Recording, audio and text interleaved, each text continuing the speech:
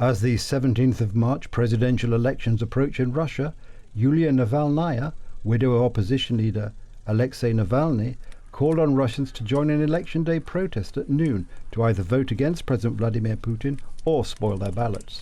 In a YouTube video, Navalnaya said she had drawn hope from the huge crowds that turned out last week for the funeral of her husband, who died in an Arctic penal colony on the 16th of February, and who since then have submerged his grave in a sea of flowers.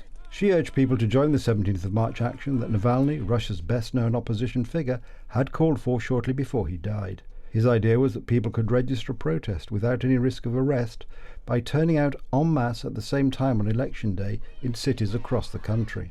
We can still use that so-called election against him, use it to achieve our goals.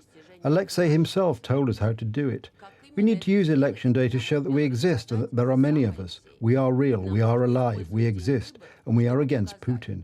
We need to come to the polling station on the same day and time, noon on the 17th of March. It is up to you to choose what to do next. You can vote for any candidate but Putin.